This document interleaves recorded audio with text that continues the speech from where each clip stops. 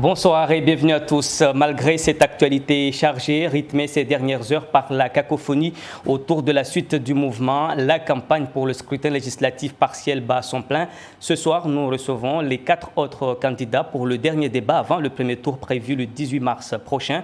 Avec nous sur ce plateau, Bakar Aliboto. Monsieur, bonsoir et bienvenue. Bonsoir et bonsoir à l'ensemble des Mahorais et Mahoraises qui nous regardent et qui nous écoutent. Nous avons Alexandre Alsuet. Monsieur, bonsoir et bienvenue. Bonsoir, bonsoir à tous les Mahorais, toutes les Mahoraises. Et de l'autre côté de la table, nous avons Daniel Zaidani. Monsieur, bonsoir et bienvenue. Merci, bonsoir à vous, bonsoir à tous les électrices et les électeurs. Et Mikidadi Abdullah. Monsieur, bonsoir et bienvenue. Bonsoir et bonsoir, chers téléspectateurs.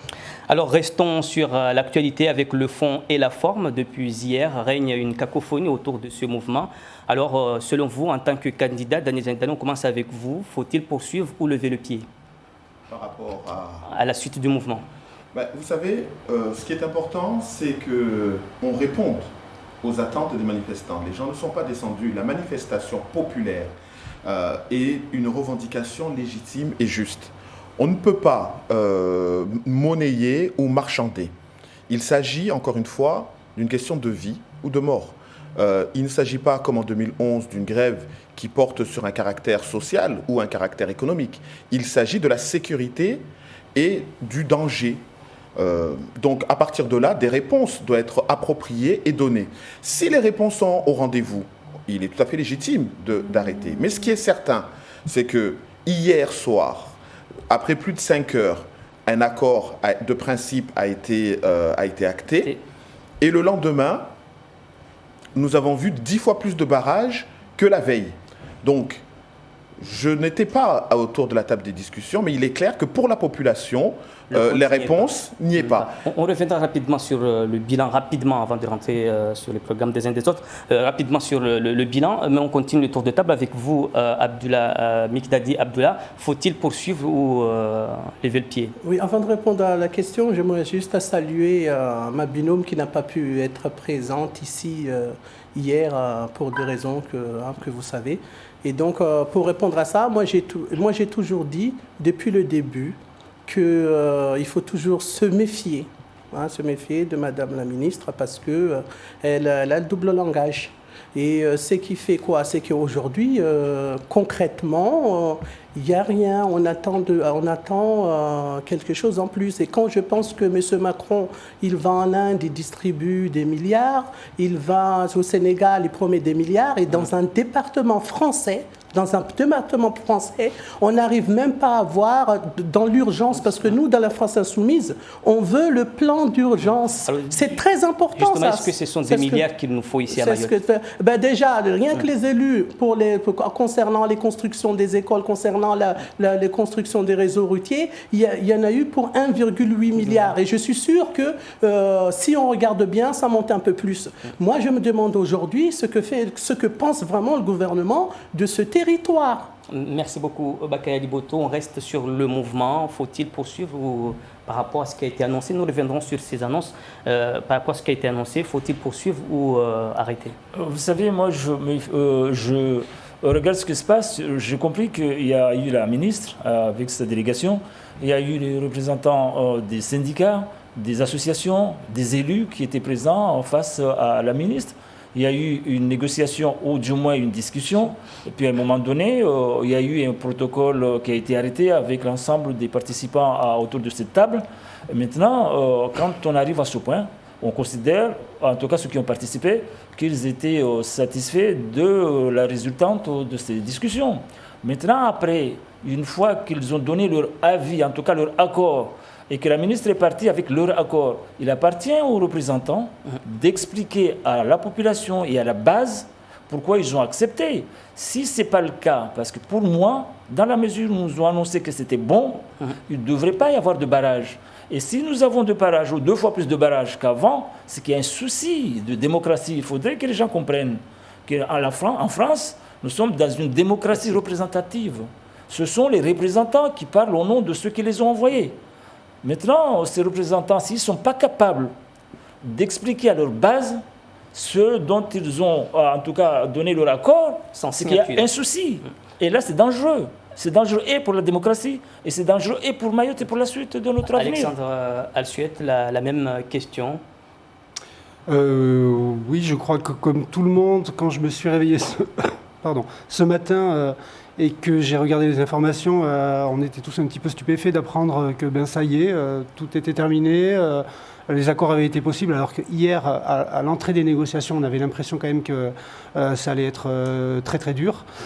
Voilà, j'imagine que c'est pour ça certainement que certains militants n'ont pas voulu lâcher les barrages tant qu'ils n'avaient rien de concret. Ils ont raison, on est quand même en face de nous, on a seulement des promesses qui ont déjà été faites en 2011, en 2014, en 2016. Je ne sais même plus les dates, tellement il y a eu de mouvements sociaux à Mayotte. Un gouvernement qui quand même a habitué les Français à un certain nombre de mensonges, il faut le dire, des choses qui avaient été promises pendant la campagne et qu'on n'a pas eues, d'autres choses qu'on a eues alors qu'on n'en avait pas parlé avant. Voilà, je tiens à signaler que le président de l'Union populaire républicaine, François Asselineau, a appelé hier soir, a fait un communiqué de presse officiel pour demander à l'État de reporter l'élection législative. Nous y reviendrons parce qu'il a annoncé beaucoup de choses, votre président. Vous l'avez commencé à entamer rapidement, Mikidadi Abdullah. Pour faire simple, je peux vous appeler Big. Oui. Voilà, vous appelez Big, comme ça va aller plus vite. Alors, donc j'imagine, vous l'avez déjà annoncé, le bilan de la visite de la ministre ici. Pour vous, rien n'a été fait. Le bilan, c'est pas de bilan. Puis la preuve, si la base, parce que la base s'est fait avoir plusieurs fois. Aujourd'hui, je pense qu'il y a une maturité au niveau vraiment des Mahorais et je les remercie de réagir ainsi parce que, mis à part 100 000 € pour changer les vitres des voitures des policiers en polycarbonate, je ne sais pas ce qu'ils devaient. Moi, j'entends que dans une crise aussi profonde, parce que je répète encore, ça aurait été dans d'autres territoires français, on aurait vu une cascade de ministres qui finira par l'arrivée du président de la République. Et aujourd'hui, à la rigueur, on coupait la poire en deux à 500 millions d'euros de tout de suite, et après on fait un plan. On pourrait accepter. Mais ce qui s'est passé, depuis quand qu'on négocie avec la confiance, surtout ce qu'on avait dit mon collègue tout à l'heure, c'est que la confiance, nous les Mahorais, on a assez donné. Depuis 10 ans, on fait que ça. Il n'y a que des commissions qui viennent faire des enquêtes, encore des commissions, etc. S'il vous plaît, il faut quand même nous considérer, parce qu'on ne se sent pas considérés, nous les Mahorais, aujourd'hui. Daniel Zaidani, vous n'étiez pas évidemment autour de la table, mais vous avez quand même écho de ce qui a été annoncé. Est-ce que c'est suffisant pour vous? Pour moi, je dirais d'abord que cette mission a été très chaotique. Une ministre qui dit ne pas venir, qui est forcée de venir, je ne sais pas qui l'a forcée, mais nous, on aurait préféré que ce soit plutôt spontané, nous les Mahorais. Une ministre qui vient sur le territoire, qui doit visiter des lieux sans avoir la validation des représentants de la population.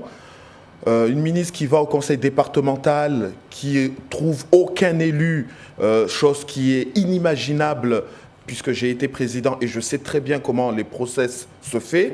Donc pour moi, c'est quelque chose d'inimaginable et pourtant c'est arrivé. Donc très clairement, cette visite, elle a été catastrophique. Ensuite, la ministre, elle n'a pas mesuré l'ampleur du besoin de la population, malgré 3 semaines de grève, malgré les interventions des médias, des politiques sur la scène nationale et locale. Moi, je suis stupéfait. Mais ça ne fait que conforter ce que je répète très souvent, c'est que nous avons un réseau d'information sur le territoire de Mayotte qui relaie les informations à Paris et les informations qui sont relayées sont erronées ou elles sont biaisées parce qu'au final, c'est incroyable que seule la ministre de l'Outre-mer n'ait pas compris la détresse humaine qu'il y a sur ce territoire. Je le dis, il s'agit encore une fois d'un mouvement populaire qui demande à ce qu'on puisse vivre en toute sérénité. Imaginez-vous un instant Les gens sont au Rocher Adzaoudi en train de négocier et dans le même temps, il y a la ville de Mtsapéré qui est en train de brûler. Malgré toutes les forces qui sont déjà sur le territoire, il a été extrêmement compliqué de canaliser des petits voyous d'une quinzaine d'années. Donc, encore une fois, il ne s'agit pas de déconsidérer les politiques nationaux au niveau de Paris, mais je crois encore une fois qu'il ne faut pas prendre à la légère ce qui se passe à Mayotte. Nous on manifeste, parce que je suis dans les manifestants, nous manifestons parce que nous nous sentons en danger et nous avons besoin d'une sécurité. Et cette sécurité, la France est capable de la déployer sur le territoire de Mayotte, mais elle ne pourra pas le faire si elle ne met pas les moyens pour rattraper toutes les politiques qu'elle a négligées ces 15 dernières années. Merci beaucoup, Bakar Aliboto. Un mini bilan rapide de la visite de la ministre ici à Mayotte. Fallait-il, oui ou non, négocier? Non, ce qui est certain, c'est vrai que la visite de la ministre est un chaos, puisque manifestement, elle n'a pas été très préparée. Bon, on sait qu'elle ne voulait pas venir, elle m'a demandé de venir, etc. Là-dessus, je ne reviens pas. Maintenant, négocier, moi je pense que la politique de la chaise vide n'a jamais aidé personne. C'est toujours une catastrophe. Le fait d'aller discuter en soi, je pense, c'est une très bonne chose. Maintenant, après, c'est le contenu de la discussion. Qu'est-ce qu'on présente devant la ministre et sa délégation? Quel est ce que les Mahorais mettent en priorité? C'est ça. Moi, je pense qu'il y a un souci. C'est vrai que souvent, et moi j'en fais partie, nous accusons tout le temps. L'État, il faut l'accuser, parce que l'État est défaillant ici dans beaucoup de domaines. Ça, c'est vrai. Mais maintenant, nous avons à défendre les intérêts des Mahorais. Et qu'il appartient d'abord à nous, Mahorais, d'être aussi, à un moment donné, savoir exactement non seulement ce que nous voulons, mais être capable de défendre ce que nous voulons. Parce que quand on regarde ce qui s'est passé, les manifestants, cette fois-ci je parle, sont descendus dans la rue pour une seule cause, une seule raison, et tout le reste ils ont oublié volontairement. Ils ont dit c'est pour l'insécurité. Ils étaient là pour la défense de la sécurité dans ce pays. Et que moi, ce que j'attendais de la part de la ministre et du gouvernement, c'est d'amener, ne serait-ce que dans un très court terme, dans l'immédiat, les moyens nécessaires, ne serait-ce que déjà pour calmer et stabiliser la situation. Parce que dans la situation actuelle, on ne peut pas travailler, on ne peut pas réfléchir, on ne peut même pas parler de l'économie et du reste. C'est pour cela que je n'ai pas bien compris qu'il est parti qu'il n'y ait pas les forces nécessaires pour sécuriser la totalité de l'île. Mais il y a des renforts qui ont été annoncés. Vous savez, les renforts, c'est très bien, mais ça ne suffit pas déjà. Dans un premier temps, les renforts annoncés ne suffisent pas. Et puis, en fait, en réalité, moi, je parlais du court terme, l'immédiat. Mais à moyen long terme, ces renforts, ça ne sert à rien du tout. Et je pense que si on demande du renfort, si on demande des policiers supplémentaires, des gendarmes supplémentaires, c'est parce que nous considérons que la délinquance augmente. C'est ça, parce qu'il faut se poser les bonnes questions. Pourquoi de renfort? Parce que la délinquance augmente. Et pourquoi la délinquance augmente? Parce qu'il y a un afflux considérable de personnes que nous ne contrôlons pas. Est-ce que maintenant, ce qu'il faut, c'est demander des renforts tout le temps? Et en plus, à quel moment nous pouvons considérer qu'il y a suffisamment d'apport de renfort, et à quel niveau de renfort nous pourrons considérer que désormais nous pouvons vivre tranquille. On ne pourra jamais vivre tranquille parce que tout simplement, si je fais une comparaison avec un autre phénomène, c'est comme si nous sommes en face d'une inondation et que nous décidons à un moment donné d'ajouter encore des camions, de tous les moyens pour évacuer l'eau.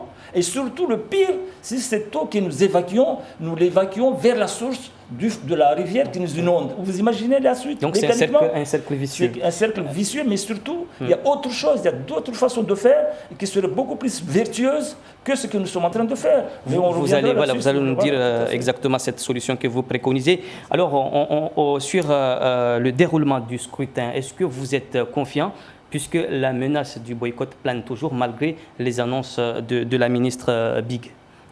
Oui, moi je suis dans une position telle que à Mayotte, on n'a pas grand-chose. Et le seul droit entier qu'on a, c'est le droit fondamental qui est le droit de voter. C'est un droit républicain et que j'espère que les Mahorais comprendront c'est ce qui nous appartient. Si on nous enlève ce seul droit, on n'existe même plus dans la République. Et donc oui, j'espère que les Mahorais vont voter. Donc, justement, ils vont pouvoir s'exprimer, demander à un des candidats, j'espère que ce soit moi, pour être leur porte-parole, pour les défendre au niveau national, justement, face à ce problème. Et exactement, on est mal relayé. Au niveau national. Donc, mais vous êtes confiant que les 7 maires concernés vont organiser je ne sais pas, je ne suis pas confiant. Ouais. Chacun doit assumer sa responsabilité. Nous, les candidats, on fait la campagne et voilà, chacun doit assumer sa responsabilité. Mais je tiens qu'on n'a pas beaucoup de droits parce que tous nos droits sont biaisés, un demi, les prestations sociales, c'est un quart, un demi à chaque fois. Nous, on n'est pas un Français en part entier, mais on est un Français entièrement à part. Mais là aussi, c'est le seul droit où on est à égalité avec la métropole. Si on nous enlève encore ce seul droit, je ne sais pas où on va. C'est un droit fondamental. Même ce droit-là, M. Big, cette fois-ci aussi, il n'y a pas l'égalité. Parce que la campagne ne se déroule pas dans des conditions sereines et propices justement pour lutter contre l'abstention, Daniel Zaidani. Écoutez, moi je suis entièrement d'accord avec votre déclaration. Oui, la campagne est extrêmement difficile. J'ai annulé plusieurs meetings dans le nord de l'île. J'ai commencé des meetings que j'ai dû arrêter parce que les routes étaient barrées. Hier encore, j'avais un rendez-vous avec la population de Cavani. J'ai été contraint d'arrêter à cause des incidents graves qui se déroulaient sur Mtsapéré. Les gendarmes, les policiers sont venus nous voir pour nous demander d'arrêter la manifestation. Donc très clairement, il y a des difficultés. Les professions de foi que nous avons tous payées à hauteur de 7 000 € ne sont pas arrivées à destination. À 4 jours du scrutin. À 4 jours du scrutin. Un maire de la 2e circonscription appelle au boycott des votes. Mais par contre, je vous confirme que des 7 maires de la 1re circonscription, j'en ai jamais entendu un seul dire qu'il ne souhaitait pas organiser ces élections. D'ailleurs, à ce titre, le maire parle au nom de l'association des maires. Je ne sais pas au nom de qui il parle. Il est le vice-président. Il est le vice-président de l'association des maires. Donc, non, j'insiste. Je ne sais pas au nom de qui il parle. Pour ma part, aujourd'hui, le président, il s'appelle Saïd Omar Wali, il est de la commune de l'Abattoir. Alors, à partir de là, si le président veut parler au nom de tous les maires, qu'il s'exprime et que tout le monde l'entende. Mais je ne comprends pas. Non, je suis désolé. Alors là, je veux que ce soit clairement dit. Il parle au nom de l'association. Non, il faut que ce soit clairement dit. Par contre, moi, je vous assure que sur la 1re circonscription, je n'ai jamais entendu encore un maire dire ne pas vouloir faire. D'ailleurs, à ce titre, j'ai des maires qui m'appellent pour me demander d'envoyer la liste des assesseurs. Par ailleurs, j'insiste, parce que vous le savez que si aujourd'hui nous sommes confrontés à des élections partielles, c'est parce qu'il a été admis qu'il y a eu fraude lors de l'élection du mois de juin. Et des irrégularités, pas forcément des... Il y a eu une fraude, s'il vous plaît. Et irrégularités. Non, mais il y a quand même eu des fraudes. Voilà, il y a eu des fraudes qui ont été avérées. Et de ce fait, la préfecture de Mayotte a pris la main pour ces élections déjà dans 3 communes. Depuis le mois par arrêté, ils ont pris la main déjà sur 3 communes. Qu'est-ce qu'on entend par prendre la main? Ça veut dire qu'ils seront dépêchés dans les bureaux centralisateurs de ces communes. Et ils seront sur place pour s'assurer que le scrutin se passe dans des bonnes conditions. Déjà. Là, il y a des arrêtés où ils vont surveiller plus que ce qu'ils faisaient jusqu'à présent dans 3 communes du Nord. Les arrêtés sont publiés, ils sont accessibles sur le site Internet. Donc, pour ma part, je dis simplement que nous nous battons pour ça. Après, je sais que, je vous dis franchement la vérité, la population mahoraise adore la politique. Nous baignons dans la politique. Dans les manifestations, dans les grèves, on parle que de la politique, on parle que de ça. Je peux vous assurer. Donc moi, j'encourage effectivement la population à exprimer son choix, parce que le seul moment où elle a exprimé très clairement le fait de boycotter, c'est lorsque la ministre avait dit qu'elle ne souhaiterait pas venir à Mayotte avant les élections. Donc, immédiatement, la première réaction était de dire, si c'est comme ça, on va annuler les élections pour qu'elles viennent tout de suite. La ministre est venue, les négociations sont entamées et le dialogue s'est établi. Donc, pour ma part, il n'y a aucune raison qu'aujourd'hui, on boycotte le vote. Parce que, encore une fois, lorsqu'on considère qu'on a un problème de représentativité de représentants en métropole, on a l'occasion justement de choisir le bon candidat. Avant de passer la parole à Alexandre Alsuet et Bakary Boto, vous voulez rajouter quelque chose rapidement? Oui, moi je dis que l'expression populaire même se matérialise par le vote. C'est très important ça. Si la population doit sanctionner, justement, c'est aux urnes. Par les urnes. Voilà. Merci beaucoup. Bakary Boto, concernant le scrutin, vous êtes confiant, serein, comment cela va se dérouler? Bon, je suis d'accord à ce que les élections aient lieu, ça c'est sûr. Maintenant, les modalités et la façon dont ça va se passer, c'est vrai que là, c'est de la responsabilité du préfet, des maires aussi. Les maires, de toute façon, quelque part, ils n'ont pas beaucoup de choix parce que même s'ils refusent, ils seront réquisitionnés. Et s'ils refusent la réquisition, ils seront, en tout cas tout simplement, par le Conseil des ministres, ils les mettront dehors, c'est tout, c'est comme ça, c'est la loi. Ils ont des responsabilités, ils les assument. Maintenant, c'est vrai que la campagne est difficile parce qu'on n'a pas eu forcément les mêmes conditions que dans les temps normaux. Bon, maintenant, à refaire les élections, je ne crois pas que ça serait une solution. Il faut aller voter dimanche, parce que c'est l'occasion justement de choisir parmi nous la personne que j'espère être M. Bakary Boto, la mieux placée pour aller défendre les intérêts des Maoris à Paris, puisqu'il manque un représentant. C'est vrai aussi, moi ce que je dis en dehors de ça, il faut maintenant que nous revoyions les choses, que nous décidions à avoir une autre façon de faire.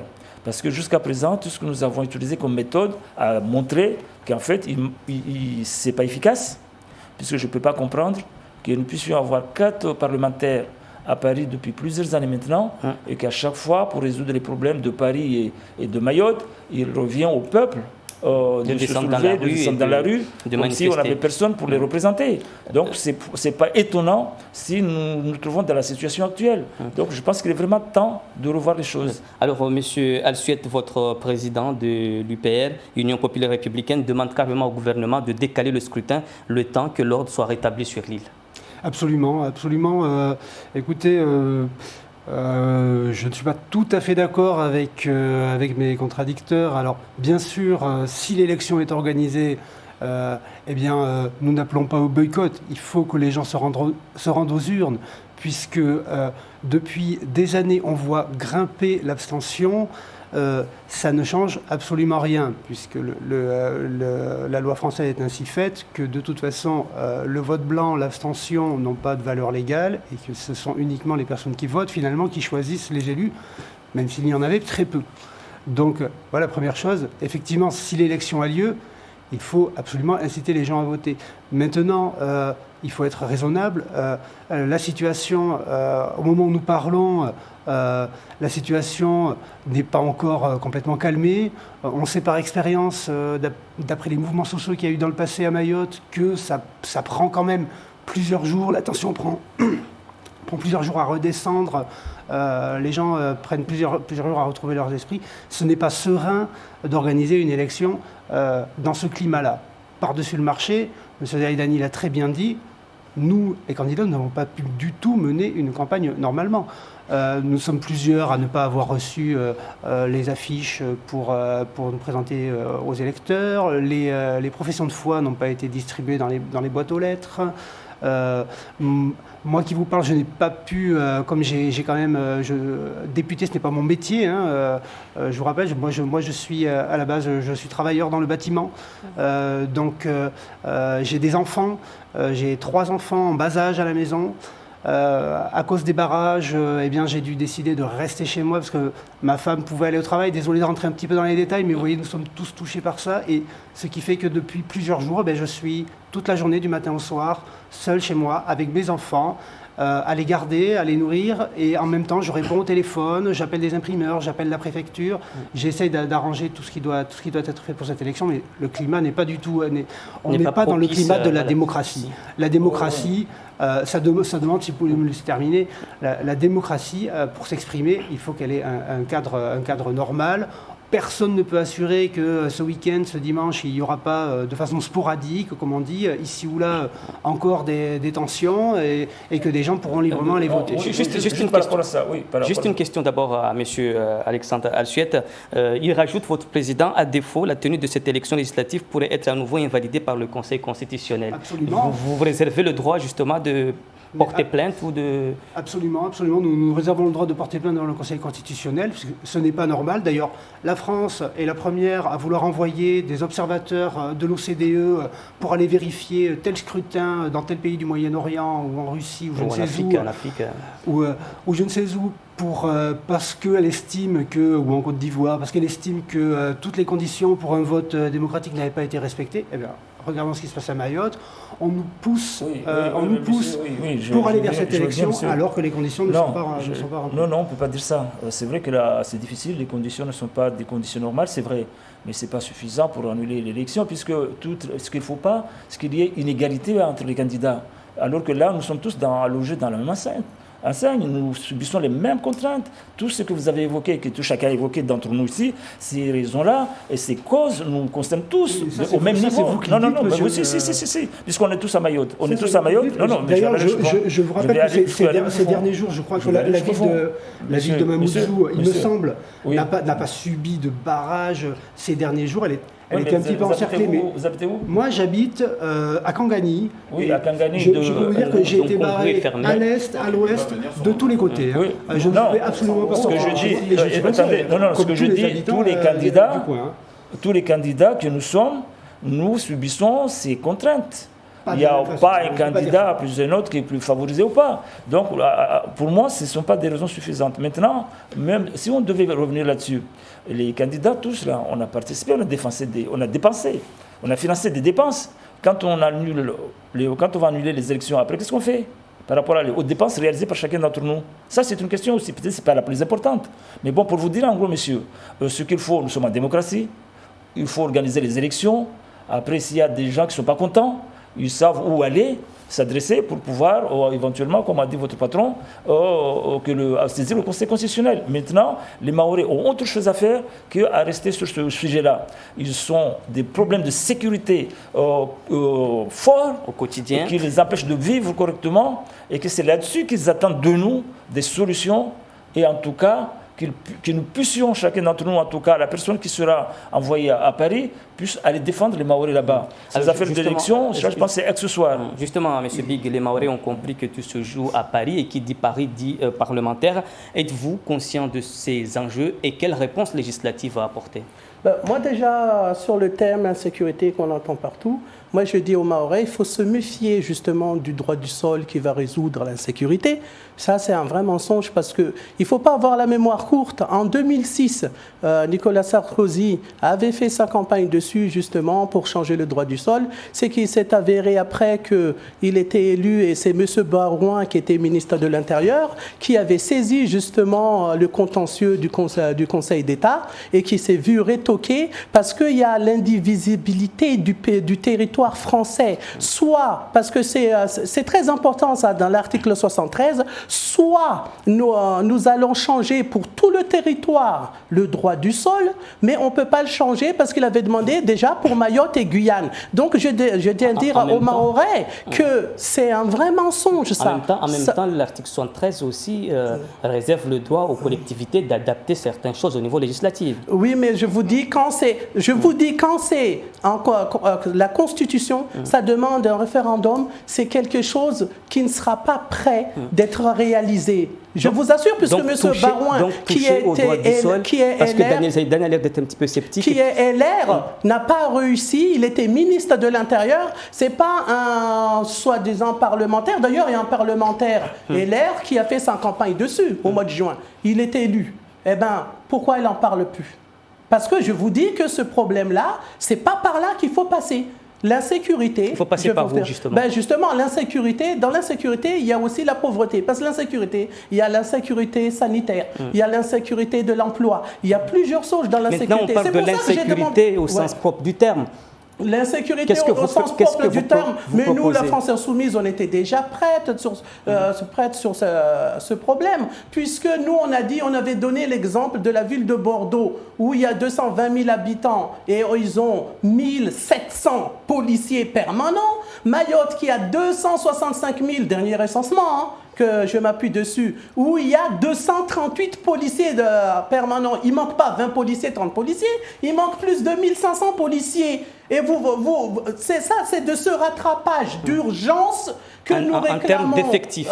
En termes d'effectifs et en termes aussi financiers, bien sûr. Puisque si on parle de l'école, il y a des enfants qui sont au banc avec des rats. Il faut dire ce qu'il y en est. Nous, on se demande aujourd'hui quels Français nous sommes vis-à-vis de Paris.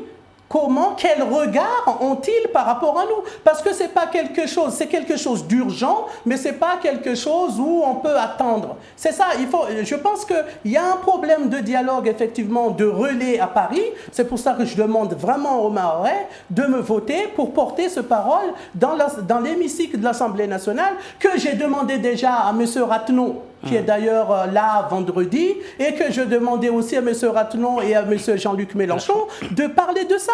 Quand on parle de l'insécurité, on propose que ces 4000 enfants abandonnés, parce que le mot isolé n'est pas assez fort pour ce mot-là, et bien effectivement, nous, on n'a même pas un seul orphelinat dans l'île. On n'a pas de structure. Vous voulez que les Mahorais assument ce qu'ils ne peuvent pas assumer. C'est très important, ça. Et donc, moi, je comprends tout à fait la colère de la population, et dont je suis tout le temps au barrage avec eux, parce que voulez-vous qu'on fasse d'autres? On n'a pas d'autres moyens. Je ne suis pas encore voté, mais j'espère y être. Daniel Zaidani, concernant la sécurité, on reste sur la sécurité proprement dite. Oui, alors moi je suis d'abord départementaliste, puisque vous savez que je suis issu du parti MDM, et je me refuserai à toute intrusion qui consistera à retourner dans l'article 74. Je veux déjà que le sujet soit clair. Être dans l'article 74, c'est sortir de la départementalisation, clairement.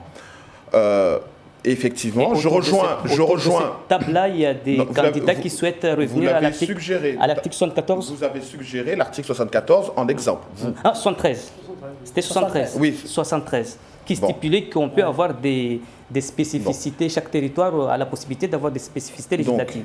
Donc, dans tous les cas, aujourd'hui, nous sommes dans l'identité législative et je veux qu'elle soit respectée. Le problème de fond que nous avons actuellement, c'est que le gouvernement ne respecte pas le travail des parlementaires. Les parlementaires votent des textes de loi, les rendent applicables en France, et lorsqu'il s'agit de mettre en application les textes à Mayotte, le gouvernement, c'est-à-dire un individu qui va au-delà du pouvoir de l'Assemblée, décide qu'on va mettre des adaptations sur Mayotte. Sauf que toutes les adaptations qui se font, parce que je vous rappelle qu'en 2010, lorsque je n'étais pas encore élu, les élus à l'époque avaient demandé à ce qu'on ait une capacité d'adaptation sur le territoire de Mayotte pour que la mise en place de la départementalisation ne se fasse pas dans la brutalité. Malheureusement, ce texte, l'usage de l'adaptation se fait non pas en accord avec les élus locaux, mais se fait unilatéralement par le gouvernement. Et c'est ça la difficulté. C'est pour cela que nous avons besoin d'un élu fort à Paris, et c'est cet élu-là que je veux être lorsque la population me donnera leur confiance le 18 et le 25 mars.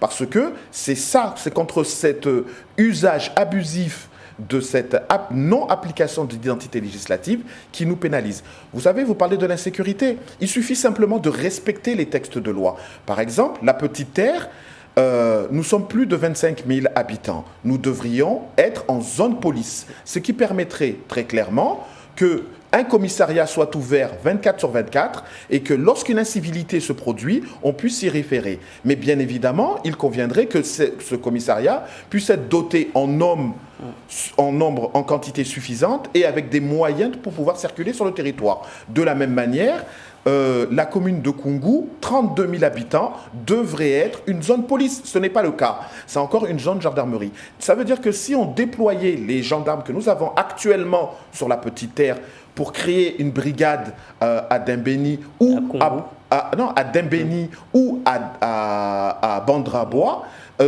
à ce moment-là, on aura une présence plus forte des forces de l'ordre et ne serait pas obligé de parcourir plusieurs kilomètres avant de se rendre sur les incidents. Hier encore, Mtsa Péré a connu une nuit terrible. il y avait des hommes sur ce territoire-là, mais ils n'avaient pas les moyens physiques de pouvoir combattre cette délinquance. Donc là, encore une fois, l'urgence pour ma part, c'est de respecter la départementalisation, respecter l'identité législative, accorder les moyens dignes d'un département pour pouvoir le faire. Et à ce jour, moi, je considère que nous n'avons pas besoin de toucher de nous retirer des droits, parce qu'il a été abordé tout à l'heure la question du droit du sol. Je fais comme la France insoumise, je fais partie de ces personnes qui ne souhaitent pas qu'on touche au droit du sol. Il n'y a pas besoin de remettre en question le droit du sol pour lutter contre l'immigration. Si nous voulons lutter contre l'immigration, il y a des outils de droit commun qui nous permettent de le faire. La coopération régionale, la mobilisation d'hommes sur la mer. Aujourd'hui, nous n'avons pas de matériel pour pouvoir le faire. Moi, je veux qu'on mette fin aux mensonges on nous a fait pendant plus de 15 ans où tout gouvernement confondu, parce que là aussi je veux que ce soit clair, qu'on arrête de dire Hollande a fait, Sarkozy a fait, personne n'a fait. Personne n'a fait. Ils ont tous été complaisants contre la lutte contre l'immigration clandestine, puisqu'on nous a fait croire pendant 15 ans qu'il y avait des... Vous ne souhaitez pas qu'on touche au droit du sol? Je ne souhaite pas qu'on touche au droit du sol. Mais c'est quelque chose de faisable. Je ne souhaite pas qu'on touche au droit du sol parce qu'on va nous retirer du droit et on va créer des problèmes là où il n'y en a pas. Parce qu'il y a deux débats. Il y a deux débats. Oui. Il y en a qui ne veulent pas qu'on le touche, il y en a qui disent qu'on ne peut pas. Non, moi ce que je dis, bien sûr qu'on peut, évidemment qu'on peut tout faire. Mais je dis que ça ne sert à rien de le faire parce que l'objet visé, c'est lutter contre l'immigration clandestine. C'est-à-dire, on espère avoir moins de femmes qui viennent sur le territoire de Mayotte accoucher. Ça ne sera pas le cas. Par contre, moi je suis entièrement d'accord que nous fassions comme avec l'hôpital américain qui se trouve à Paris et qu'effectivement on considère que le CHM de Mayotte soit un hôpital international et que les naissances en fonction de la nationalité des parents gardent la nationalité de leurs parents. Je pense que ça peut être une solution. Mais dans tous les cas, si nous voulons lutter contre l'immigration clandestine, c'est en amont que ça devrait... Il y a d'autres outils, c'est-à-dire il faut s'assurer qu'on ait les moyens de pouvoir intercepter les kwassa. Il faut s'assurer qu'on ait les hommes pour pouvoir le faire. Il faut s'assurer qu'il n'y ait plus de fuite d'un pays du tiers-monde vers le pays français dans lequel nous nous trouvons. Ça peut être, et voilà, il faut, et ça j'insiste vraiment, il faut qu'on arrête aussi le double langage.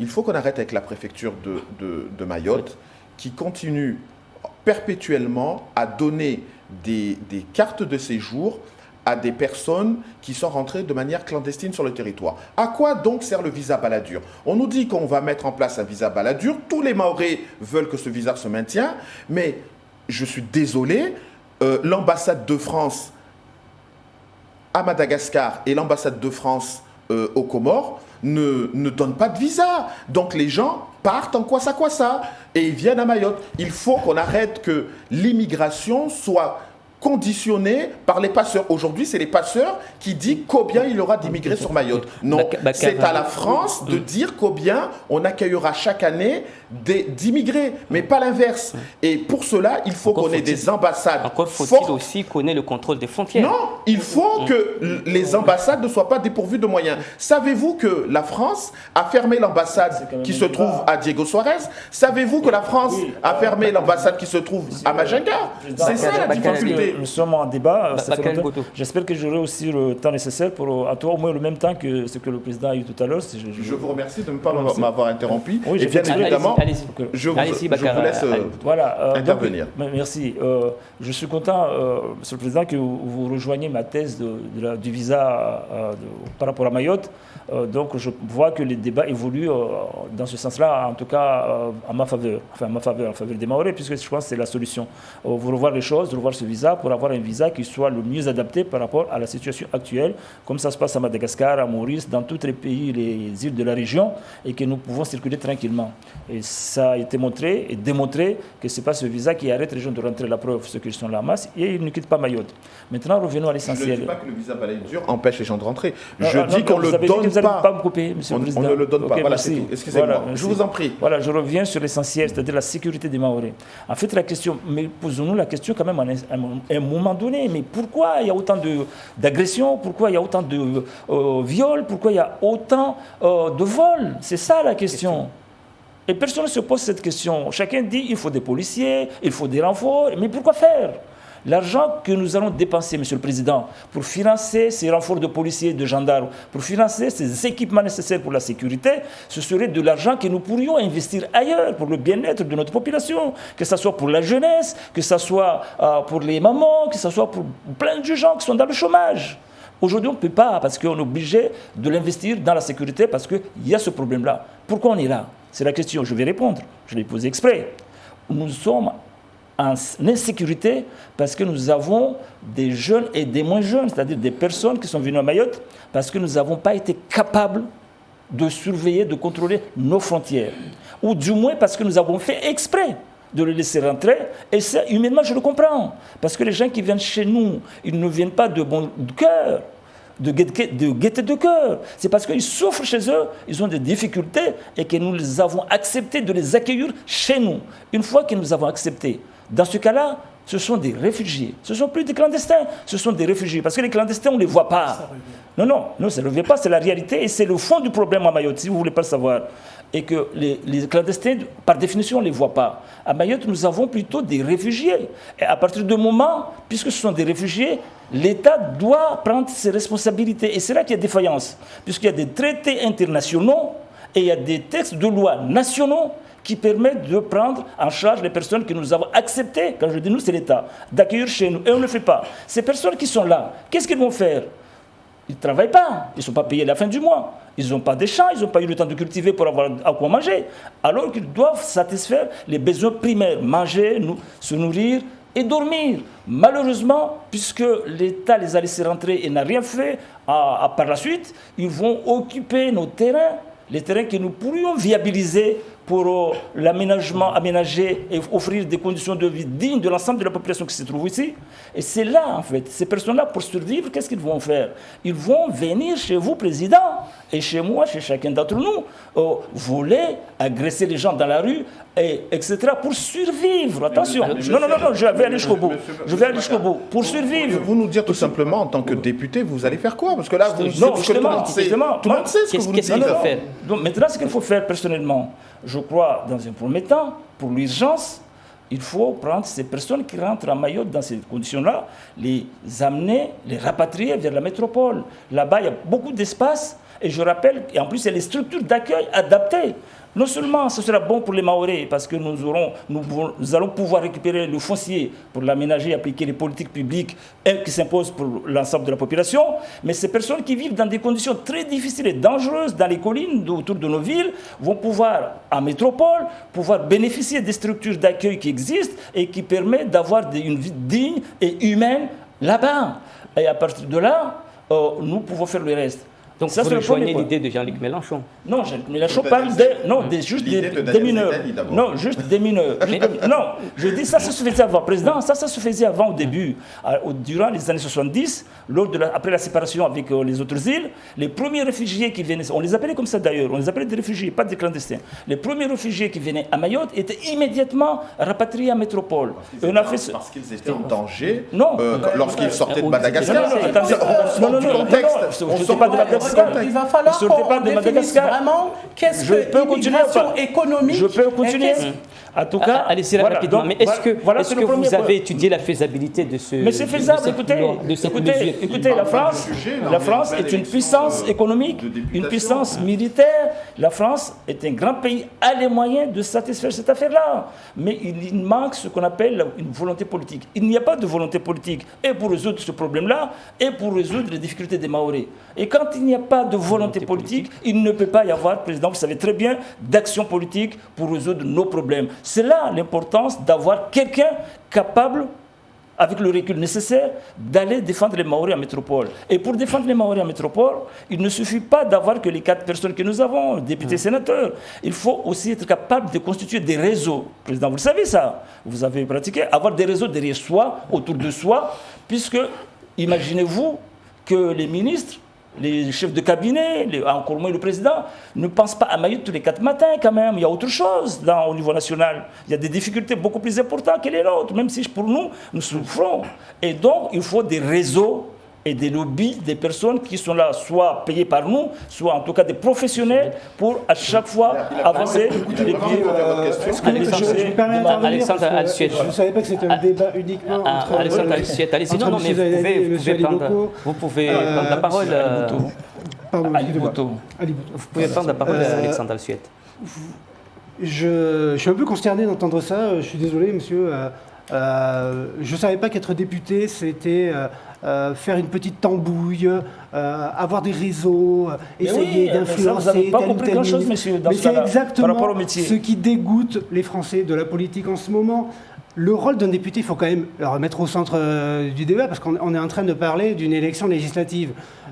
Ce n'est pas... Et là, je suis désolé. Ne doit pas fuir les sujets. Je ne veux pas... Tous les sujets sont sur la table. Il n'est pas question de... Vous cherchez à dire que je fuis les sujets? Non, moi j'essaie de ramener... je cherche à ramener le vrai sujet sur la table. Allez-y. On ne parle pas, quand on est un député, on n'a pas le même rôle qu'un président de conseil général, on n'a pas le même rôle qu'un maire, qui a vocation effectivement à s'occuper du territoire, et c'est normal en campagne, je veux dire qu'il ne parle que de Mayotte et que des problèmes de Mayotte. Moi, je suis ravi de venir parler des problèmes de Mayotte et de toutes les solutions pour Mayotte. Réinvitez-moi. On peut passer 2 heures ici à discuter de l'insécurité, des naissances à l'hôpital. C'est vrai, c'est des problèmes préoccupants, mais le problème principal là-dedans, c'est que le rôle d'un député, ce n'est pas ça. Il faut arrêter de mentir aux électeurs. D'accord ? Le rôle d'un député, c'est de voter des lois nationales qui vont s'appliquer à toute la nation. Il a aussi son rôle de mandataire. Je vous ferai remarquer que...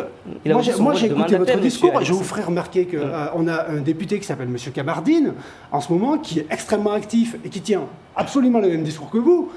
Ça fait 1 an qu'il est en place. Bon, apparemment, ça ne suffit pas. Il est à l'opposition.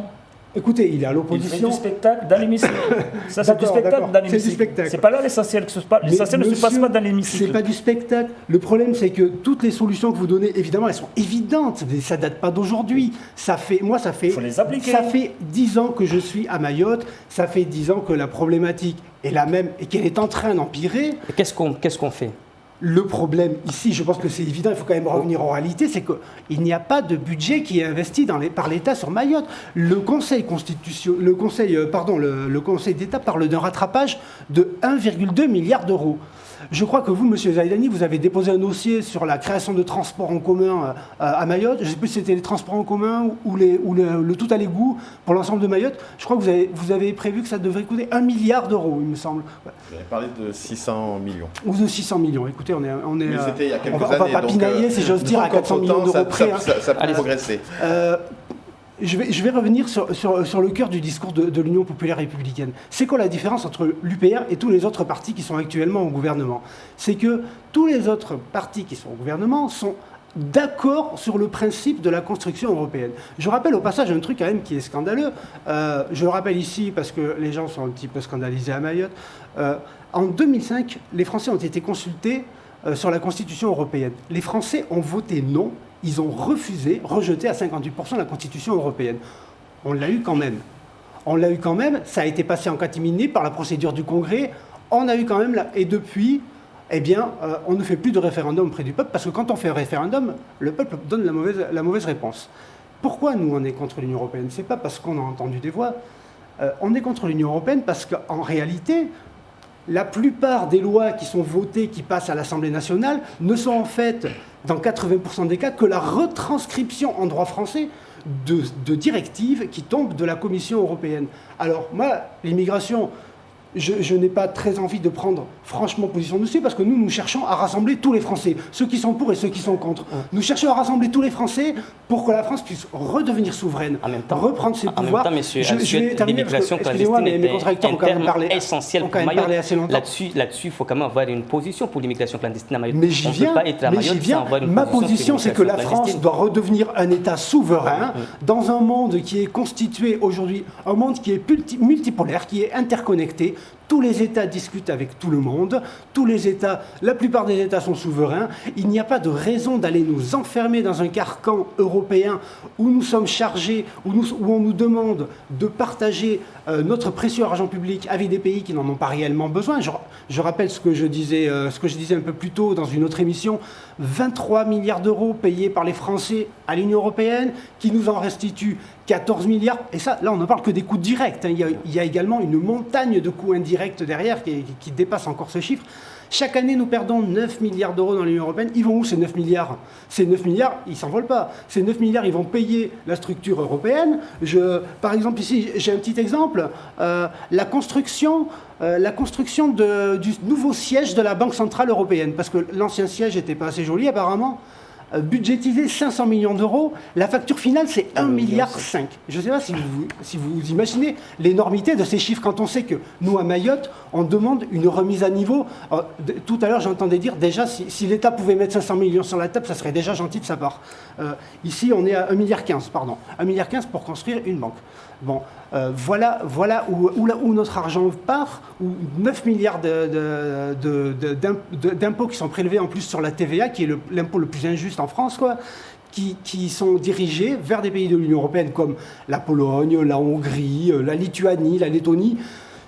Ils sont très gentils, ces gens-là, il n'y a pas de problème avec eux, mais nous n'avons pas réellement, d'affection, on appelle ça l'affectio societatis, nous n'avons pas de lien particulier avec ces États-là qui justifient qu'on fasse des transferts de fonds aussi massifs vers ces États-là, alors qu'on ne consacre rien à Mayotte. Alors à Mayotte, évidemment, c'est pas compliqué, mais il faut reconstruire des écoles, elles sont en ruine. Il faut des écoutes, il n'y en a pas. Il faut des policiers, il n'y en a pas. Mais tout ça, on aura beau le tourner dans tous les sens, tant qu'on ne se décidera pas à sortir de l'Union européenne pour reprendre tout simplement notre pouvoir, à nous le peuple, de décider de notre avenir. Mais c'est parce que vous n'avez pas bien compris l'analyse, monsieur. Mayotte, on a fait pour la France et pour l'Europe. Si la France décide d'en sortir, je suis sûr que Mayotte comprendra que c'est dans son intérêt également. J'ai du mal parce qu'on passe du coq à l'âne, quoi. Soit on est dans l'immigration, on fait le tour, et bien si on passe à l'Union européenne, etc., vous aurez compris. Monsieur, il dit que pour résoudre l'immigration à Mayotte, il faut sortir de l'Europe. Voilà. Donc il suffit de dire dans une phrase, pour M. Alsuet. Nous avons un commissaire européen à l'immigration. L'État français est chargé de transcrire toutes les directives qui viennent de la Commission européenne. Notre commissaire européen à l'immigration, il n'est pas français, il est grec. Il s'appelle Dimitri Avramopoulos. Donc je vous laisse imaginer à quel point ça doit le préoccuper l'immigration qui est à Mayotte. Et lui, il a décidé, monsieur a décidé que l'Union européenne devait accepter toute l'immigration. Je me permets juste de vous dire que, sur la Méditerranée qu'on connaît si bien, il y a carrément les bateaux européens qui n'arrivent pas à résoudre ce problème. Alors imaginez si on est isolé. Mais je préfère revenir sur comment traiter l'immigration à Mayotte. Est-ce que la Suisse est isolée? C'est ça qui est important. Comment traiter l'immigration à Mayotte? On verra les autres plus tard parce que croyez-moi, c'est un sérieux problème. J'avais dit qu'il y a 3 points. Il faut résoudre le premier point à la base. Il faut qu'au niveau de l'ONU, la France, puisque la France est membre du Conseil de sécurité, puisse faire la pression pour que les Comores acceptent enfin de signer qu'effectivement Mayotte est française. C'est pour ça que nous ne pouvons pas avoir, par exemple, le lagon comme patrimoine mondial à cause de cette histoire. Et il y a eu un atelier parlementaire avec tous les députés confondus qui sont partis dans ce sens-là. Monsieur Bakar Ali Boto. Parce que ça, c'est très important. Si aujourd'hui, il n'y a pas des bateaux qui protègent ce bras de mer, c'est parce que la France n'a pas envie de se faire traiter de colonisateur. Il faut se dire les choses, il ne faut pas mentir aux Mahorais. Ça, c'est le premier point. Si on veut ces bateaux, il faut résoudre ce problème. Et je pense que les députés ont commencé à traiter ce problème qui n'a pas été relayé ici, localement. Vous voyez ? Le problème de double langage. Ensuite, si vous ne me laissez pas parler, monsieur, tout le monde a parlé. Je suis en retard par rapport au temps. Monsieur Alsuet, on laisse... S'il vous plaît. Deuxièmement, nous sommes pour l'application stricte de la loi, nous, la France insoumise. Ceux qui ne sont pas légaux, ils retourneront chez eux. Et ce qui est important, c'est que ceux qui ont une carte de séjour qui y résident à Mayotte, pourquoi ne peuvent-ils pas résider dans les autres départements? Nous sommes pour le plein droit. Ça c'est réglé. Il faut dire que c'est pas réglé. Oui, c'est dans parmi les résultats de la... Non, mais justement, c'est un peu flou. Il a dit, va voir à Paris. C'est un peu flou. Excusez-moi, si c'est pas réglé par la suite, si vous ne laissez pas parler, je ne vais pas y arriver. S'il faut crier pour y parler, donc s'il vous plaît, laissez-moi. Ouais, les promesses. On a eu l'expérience, les promesses. On nous en a tellement fait qu'aujourd'hui, on attend de voir. Mais ça, c'était notre proposition depuis au moins 1 an. Il y a 3 points. Si ces 3 points-là, on les met en place. Le premier point, c'est résoudre ce problème au niveau international. Le deuxième point, c'est l'application stricte des lois. Et le troisième, justement, c'est que un résident à Mayotte, il peut être résident dans n'importe quel département. C'est le plein droit. Et ce problème sera résolu. Mais à force de constater, parce que je tiens à dire à Bakar, qu'il était déjà dans le pouvoir depuis 10 ans et il parlait toujours le même dialogue. Et il y a beaucoup mais il n'était pas parlementaire. Je ne fais pas l'avocat du diable, il n'était pas parlementaire. Il n'y est pas encore. Voilà, merci, monsieur. Allez-y, mais juste un point. Sur le troisième point que vous avez évoqué, s'agissant des cartes de séjour, ça a été proposé, mais finalement, ça n'a pas été retenu comme tel. Mais c'est un peu le flou sur ces documents. C'est l'un des 2 points qui n'ont pas été. En tout cas, il n'y a pas eu de satisfaction tout de suite parce que la ministre va voir la-haut. C'est la loi. Pourquoi la loi? Attendez, mais elle a dit. Elle a dit sur ce point. C'est un point qui demande un peu plus. Enfin, il faut qu'il y ait. Non, mais justement, c'est le béaba, M. Bakary Botto. Justement, là, on est en train de se battre pour le béaba de Mayotte. C'est la raison pour laquelle j'introduis toujours mes propos en disant que je suis profondément pour la départementalisation. J'avais la parole. Moi, j'ai voté la départementalisation. Je me suis battu pour. J'étais secrétaire général dans l'organisation. Il n'y a pas de raison que je fasse marche arrière. Donc là-dessus, on est d'accord. Il n'y a pas de problème. Voilà. Maintenant, par rapport à ce que disait Big, vous savez, la France, c'est un grand pays, c'est une grande nation, une puissance mondiale. C'est pas parce que, attendez, c'est pas parce que c'est à cause des Comoriens que la France n'arrive pas à défendre ce bras de mer entre Mayotte et Anjouan. Je n'ai pas dit que c'est à cause des Comoriens. Ce que la France ne pouvait, s'il y avait quelque chose à avoir peur au niveau des Nations Unies et de l'OIA, ce serait d'organiser à Mayotte un référendum pour la départementalisation de Mayotte. Ça, c'est énorme pour les Comoriens, pour les pays voisins, et la France l'a fait.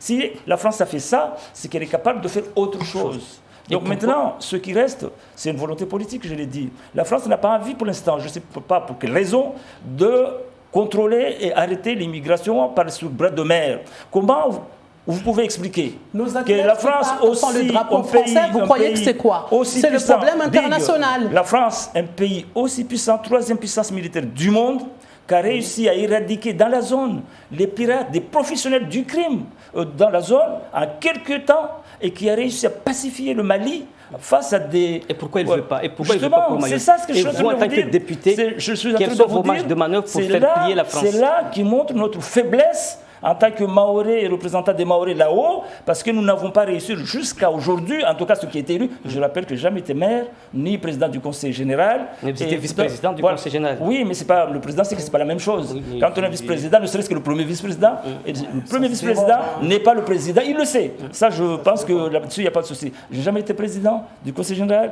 ni maire, ni député, ni sénateur. C'est pour cela que je dis, par rapport à ma volonté. J'aime ce pays, je suis passionné de défendre Mayotte. Et donc, si les Maorais me fassent confiance, d'ailleurs je leur demande de me faire confiance, de me donner ma chance cette fois-ci pour montrer ce que je peux faire, puisque là où j'ai occupé des postes moindres, que ce soit au département et à la mairie, je pense que beaucoup de gens me demandent d'y rester parce qu'ils considèrent que je travaille bien. Mais je vais faire ce travail-là plus loin et j'espère que les gens diront mais pourquoi on ne l'a pas élu depuis trop longtemps? Bon, pour revenir sur notre affaire, c'est que Big, je t'assure, je te tutoie parce qu'on se connaît, je t'assure que ce qui manque, c'est une volonté politique. La France est patronne dans la zone et même dans beaucoup de pays dans le monde. Donc, pour résoudre ce problème d'immigration, ce problème d'économie, ce problème de relation avec les Comores, tu ne vas pas demander aux Comoriens qui revendiquent Mayotte depuis très longtemps, leur dire aujourd'hui d'accepter comme ça. C'est pas comme ça que ça se passe. Par contre, on peut demander... C'est ce qui se passe à l'Assemblée aujourd'hui. Je crois qu'il n'est pas au courant, M. Bakar, que dans l'Assemblée aujourd'hui, il y a l'atelier parlementaire et la France a le moyen de faire signer... Nous pouvons demander, en tant que Mahorais français, nous pouvons et nous devons demander à notre pays, la France, de enfin résoudre ce problème-là, puisque la France a les moyens de résoudre ces problèmes d'immigration, mais aussi des problèmes économiques qui s'opposent à nous, des problèmes de sécurité qui s'opposent à nous, puisqu'il suffit d'investir 1,5 milliard par an, c'est rien du tout par rapport au budget national, et pourtant c'est beaucoup d'argent pour Mayotte, et ça pourrait nous sortir des difficultés que nous connaissons, mais tout simplement en face, soit c'est nous qui sommes faibles vis-à-vis de l'État, soit c'est l'État qui a décidé de ne rien faire pour des raisons que j'ignore, et auquel cas, il faut que nous puissions nous mettre autour d'une table pour que nous puissions enfin pouvoir avancer. Je pense que nous devons nous parler très franchement entre nous et notre pays qui est la France, pour qu'enfin les Mahorais puissent vivre heureux dans cette île, en plus avec la position stratégique que personne n'a en dehors de nous dans la zone. On pourrait faire de Mayotte et Noisy qui soit un modèle dans la zone et qui permettent aux voisins aussi, puisque nous devons travailler avec les voisins, de pouvoir en bénéficier. Alexandre Assuet. Monsieur Ali Boto, je vous conseille d'aller dès ce soir sur le site internet de l'UPR, upr.fr, et d'aller dans la section conférences et de regarder la conférence qui est faite par François Asselineau, qui s'appelle Qui dirige la France ?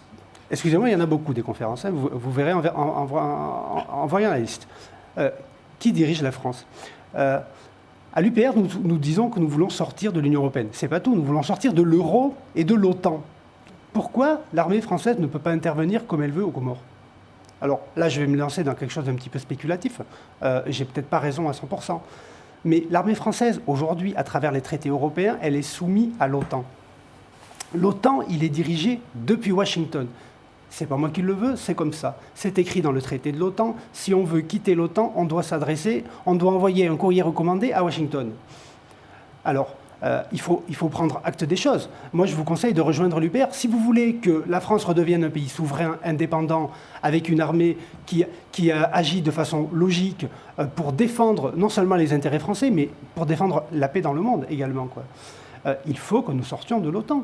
Notre armée actuellement est devenue le supplétif des États-Unis et on nous entraîne sur un tas de terrains d'un point de vue militaire qui sont extrêmement dangereux. Je pense par exemple à la Libye ou à ce qui se passe en ce moment vis-à-vis de la Russie. Je rappelle qu'à ce moment, les chars français sont positionnés à 500 mètres des frontières russes en Lettonie et en Lituanie, grâce à l'OTAN et grâce à l'Union européenne.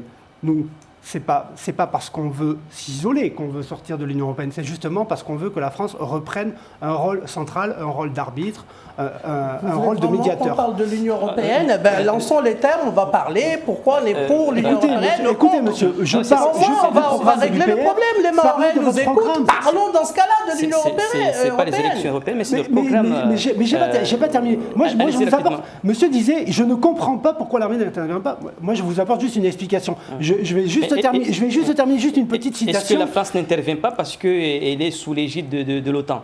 C'est ce que vous êtes en train de nous expliquer. C'est ce que je suis en train de dire. L'armée française est au fond du tiroir en ce moment. Je vous rappelle que le budget n'a jamais été aussi bas qu'aujourd'hui. On est, si je ne me trompe pas, on est à 1,2% du PIB, c'est-à-dire que le budget... On a eu juste après le mandat de M. Macron, je ne sais pas si vous vous rappelez, on a quand même eu une prise de bec entre le général des armées qui a été forcé de démissionner parce qu'il n'était pas d'accord avec le nouveau budget. Merci beaucoup. L'armée française est très mal en point. On reste et c'est à cause de notre appartenance à l'Union européenne et à l'OTAN.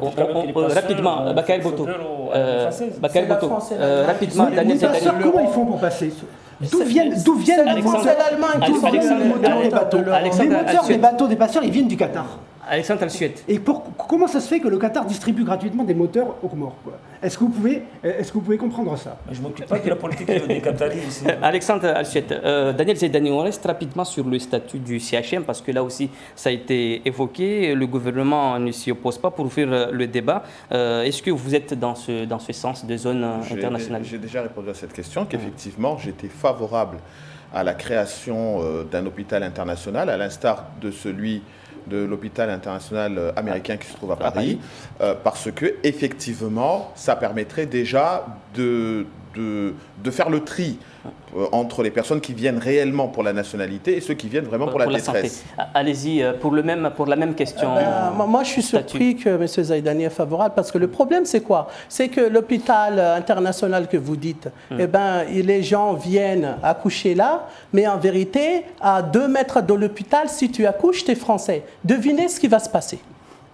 Ils vont accoucher 2 mètres avant l'hôpital. Vous allez voir une tragédie humaine qu'ils vont accoucher sur les plages, etc., pour être français. Vous voyez, je vous ai donné 3 points qu'on ne m'a pas laissé développer pour résoudre l'immigration. Et vous parlez d'un hôpital à Mayotte, parce que Mayotte, ce n'est pas Paris. On a 45% de la population issue de l'immigration. Les derniers chiffres parlent de 52%. Alors, 52%, on peut monter si on regarde un peu plus profond. Ce que je vous dis, on essaie toujours ici de donner un coup d'épée dans l'eau et on dit, voilà, j'essaie de résoudre le problème. Le statut du CHM, le gouvernement souhaite ouvrir le débat. Vous êtes pour ou contre? Vous pouvez aller dans ce sens? Je suis d'autant plus pour que je l'ai dit il y a plusieurs mois. Non, c'est sérieux. Non, président, vous pouvez aller consulter dans l'ordre des assises. Je l'appelle. Je l'ai dit. Lors des assises, il n'y a pas de répondre à la question. Il n'y a aucun problème. Lors des assises, j'ai participé à 2 ateliers. L'atelier sur l'immigration et l'atelier sur la santé. Vous pouvez aller consulter les conclusions, les rapports. Je l'ai dit à ce moment-là, c'est pour la santé, c'est Salim Moutar Salim qui était donc je l'ai dit que c'était une des solutions qu'on pouvait apporter pour résoudre ce problème de flux. Mais ce n'est pas l'essentiel, mais je suis pour. Par contre, je considère que le débat sur le droit de sol, c'est un faux débat, parce qu'il y a d'autres... Alexandre Al-Suet, rapidement sur le statut du CHM. On reste sur le statut du CHM. Oui, je suis un petit peu d'accord avec M. Big. Je pense que c'est même une question de bon sens, quoi. Là, on n'est même plus dans les clivages partisans ou dans l'opinion politique. C'est évident qu'il faut se mettre aussi à la place des autres, il faut se mettre à la place de la personne clandestine. Si son objectif, c'est d'avoir absolument la nationalité française, et si on lui dit qu'en allant à l'hôpital, elle ne l'aura pas, elle ira ailleurs. Elle restera à la maison, elle restera sur la plage. Après, il y a l'état civil, il faut inscrire cet enfant. Donc, je ne comprends pas que... On est dans un pays de droit, monsieur. Il y aura toujours une solution. Cet enfant sera obligé d'être scolarisé. Cet enfant, parce que c'est pour ça qu'il faut qu'on y aille dans les pleins droits. Il faut qu'on traite les vrais problèmes de l'immigration. Mais justement, les élus d'avant ont toujours fait ça, des coups d'épée dans l'eau. On a monté un radar qui surveille je ne sais quoi, d'ailleurs, de mon côté Msamboro. Et on a dit, on a un super radar, ça va marcher. Mais non, la question n'est pas là. Je vous ai donné les 3 points, comment régler cette immigration. Et on va encore inventer hôpital. On n'est pas à Paris. Nous sommes à Mayotte, à 70 km d'Anjouan.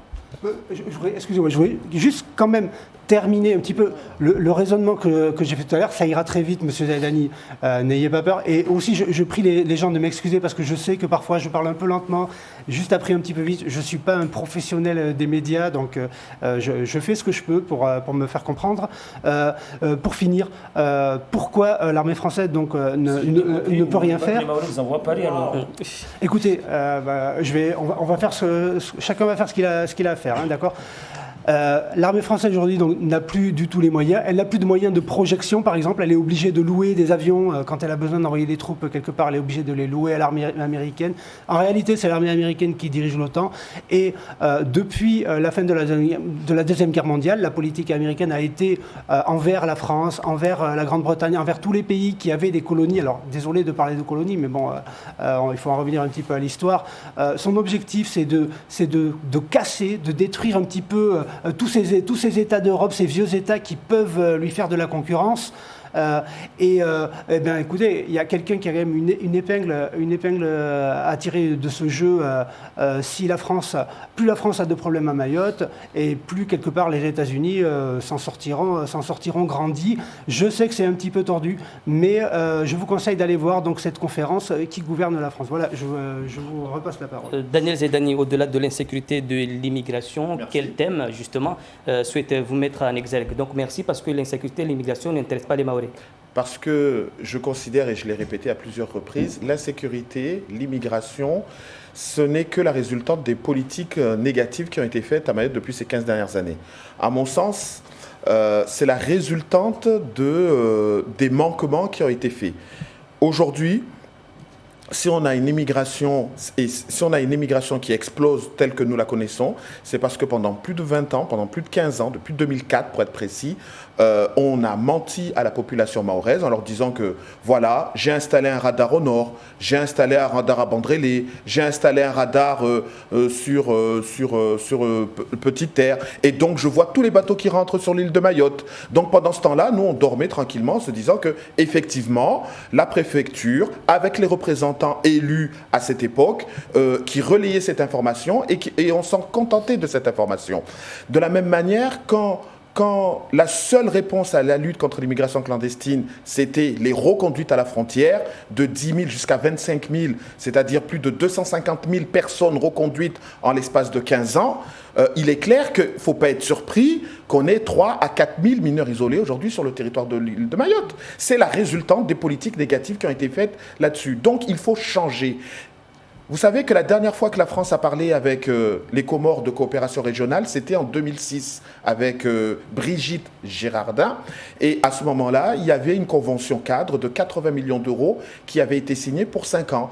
Aujourd'hui, il est impératif que le dialogue soit rétabli effectivement avec les Comores et que la France accompagne le développement des Comores. Parce que si on parle d'immigration des Comores vers Mayotte, c'est parce que la France n'accompagne pas les pays pauvres comme les Comores, une ancienne colonie française. Alors que dans le même temps, la France accompagne l'Égypte, la France accompagne le Maroc, la France accompagne tous les pays, qui sont à proximité de l'Hexagone. Parce que le cœur du problème... Est-ce qu'elle n'accompagne pas ou c'est le montant qui n'est pas suffisant? J'ai dit que ce n'est pas un problème de montant, on est à zéro. Actuellement, il y a 0 € qui est de politique de la France. Moi, je vous dis, il n'y a pas de convention, il n'y a pas de convention d'État à État. Il n'y en a pas. Il n'y a pas de convention cadre d'État à État entre les Comores et la France. La dernière qui date de 2006. Et elle n'a pas été... Les projets de l'AFD ne sont pas des projets... L'AFD, c'est une branche. C'est pas un projet global. Vous voyez, aujourd'hui, avec l'Égypte, c'est 1 milliard d'euros de convention cadre pour aider l'Égypte. Pour les Comores, c'est 0. Et vous savez pourquoi il y a 1 milliard avec l'Égypte? Parce qu'ils avaient peur de l'immigration de l'Égypte vers Marseille, vers Nice. Ça, c'est une immigration immédiate. Par contre, l'immigration qu'il y a des Comores vers Mayotte, force de constater que ça ne leur cause aucun problème. Parce qu'elle se passe à 10 000 km. Elle se passe à 10 000 km de la France. Et c'est aussi pour cette raison, pour revenir à votre question ultérieure, pour revenir à votre question ultérieure, que effectivement, si les visas si les cartes de séjour ne donnent pas la possibilité de se rendre à La Réunion et en France, c'est parce qu'on a décidé de faire de Mayotte une prison à ciel ouvert. Parce que c'est ça la réalité. Et en tant que député de Mayotte, je compte mettre fin à ce dialogue de malades. Non, il y a besoin d'avoir une voix forte à Paris pour remettre les pendules à l'heure, dans le respect, dans la dignité. Mais il est clair qu'aujourd'hui, Mayotte, au regard de la métropole, n'est pas considérée comme un département. Mayotte n'est pas considérée comme les Mahorais ne sont pas considérés comme des Français pleinement, parce que dans les droits, on nous refuse les droits en entier, et dans notre propre sécurité, on nous refuse de nous donner les moyens. Donc aujourd'hui, il y a une nécessité d'accompagner les parlementaires qui sont déjà élus et de faire en sorte que Mayotte soit réellement défendue. Merci beaucoup. Big, au-delà de l'immigration et de l'insécurité, rapidement, qu'est-ce que vous souhaiterez mettre en exergue? Ben moi, je vois le développement de Mayotte. Moi, c'est sûr que là, on a parlé au niveau national du hub concernant les ports d'outre-mer. Et c'est sûr que moi, je ne l'aurais pas mis en DSP. Comme M. Zaïdani, je ne l'aurais pas fait. Parce qu'aujourd'hui, il y a plein de grèves et on va échapper à quelque chose, à des milliers d'emplois qu'on n'aura pas parce que le hub va être encore une fois à La Réunion. Et moi, je dis qu'il ne faut pas perdre non plus le fil que Mayotte ne se développera jamais sans sa matière grise. Nous, les Mahorais, et c'est ce que je n'ai pas compris avec M. Bakar, quand il est parti chercher une pointure comme Aziar, qui a redressé la cime qui était moribonde et qu'après qu'on a renvoyé. Donc moi, c'est plus les matières grises, c'est justement toutes ces histoires de hub pour se développer. Okay. C'est important ça, parce qu'aujourd'hui, je vous ai donné, il y a l'immigration, on peut le traiter, il y a ensuite le développement de Mayotte, et il faut que sans question de rancune ou quoi que ce soit, mais moi je vous dis, si je suis candidat aujourd'hui, c'est à cause de tout ce qui s'est passé. Vous allez dissoudre le DSP, c'est ça? Si je suis élu, est-ce que j'aurai le moyen de le dissoudre? Je ne pense pas, mais je suis contre, je suis farouchement contre le DSP. Mais vous auriez d'autres outils pour le faire. Vous auriez d'autres outils pour le faire en tant que député. Bakar Ali Boto, au-delà de l'immigration, de l'insécurité, rapidement, en quelques mots, qu'est-ce que vous souhaiterez mettre en avant? Vous savez, moi j'ai un programme qui est intense, notamment la santé, c'est important. Je souhaiterais, en tout cas, je ferai en sorte que nous puissions construire à Mayotte un hôpital, un CHU, en dehors de Mamoudzou, pour prendre en charge complètement les besoins de Mayotte. L'éducation, c'est très important pour nos enfants. Le centre universitaire, Monsieur le Président, vous savez très bien, c'est pas ça qu'il nous faut maintenant pour nos jeunes. Je vais aller rapidement. Le développement économique, l'aménagement du territoire, notamment l'aéroport qu'il nous faut. Le port, c'est nécessaire. Le port et le pont entre Mamoudzou et Dzaoudi. La coopération régionale, je suis moi personnellement très attaché, mais je ne dirais pas qu'il faut d'abord développer les autres pays avant de développer Mayotte. Ça, je ne peux pas l'accepter. Mais tout ce que je viens de dire et tout ce que nous sommes en train de raconter, tant qu'on n'aura pas résolu le problème de la sécurité, ça revient à construire un château sur du sable mouvant. Ça veut dire que ça ne servira à rien du tout. Et donc, c'est pour cela que je dis, dans l'immédiat, pour les Mahorais, il faut tout faire pour résoudre ce problème de sécurité. Alexandre Assuet, à part sortir de l'euro, de l'Union européenne et de l'immigration et de l'insécurité, qu'est-ce que vous préconisez pour Mayotte? Eh bien, ce que je propose pour Mayotte, c'est entre autres, je pense que pour dynamiser le commerce, il faut absolument qu'on crée à Mayotte une zone franche afin que des entreprises puissent venir s'installer ici, afin d'inciter même peut-être des industriels à venir installer des usines. Je pense par exemple à l'île Maurice, on fabrique énormément de t-shirts, etc. Je pense que ça pourrait fournir un grand nombre d'emplois. Ce sont des projets comme ça, d'envergure, qu'il faut pour Mayotte. Mais pour ça, il faut que Mayotte ait avant tout une infrastructure. Donc il faut faire entendre une voix forte, comme vous l'avez dit, M. Zaïdani, mais une voix forte, c'est une voix qui vient d'un parti qui est en rupture complète avec ce gouvernement, comme l'est l'UPR. Parce que, excusez-moi, entre autres parce que nous voulons sortir de l'Union européenne, il faut donc d'une voix forte, il faut exiger que le minimum soit fait à Mayotte. Les Mahorais ne font pas la mendicité, ils sont très courageux, ils se débrouillent déjà très bien. On n'a pas, finalement, vu le niveau de vie de Mayotte, je tiens à dire aussi qu'on n'a pas tant de problèmes que ça comparé à d'autres endroits du monde. Ce qu'il faut, c'est quand même le minimum pour pouvoir vivre en paix les uns avec les autres et pouvoir travailler correctement. Alors, en guise de conclusion, parce qu'on est presque à la fin de cette émission, je voulais vous faire partager ce post dans les réseaux sociaux d'un internaute qui dit ceci: à Mayotte, la devise de notre pays est quelque peu différente. Liberté de se faire agresser, égalité face à la violence et fraternité dans notre malheur. On commence avec vous, Big. Comment faire pour que cette devise soit tout simplement liberté, égalité, fraternité? Moi, je dis que pour atteindre ce qu'on appelle l'égalité sociale, il faut du rattrapage. C'est le mot magique qu'il ne faut pas oublier. On doit rattraper les prestations sociales, on doit rattraper... C'est de ça, en fait, le fond aujourd'hui du soulèvement de la population de Mayotte. Les Mahorais sont dans la rue depuis 3 semaines sur ce fond où ils se sentent compte que justement il n'y a pas égalité, il y a la fraternité parce que entre les métropolitains et les Mahorais c'est acquis. Mais cette égalité sociale, on en est loin et très loin.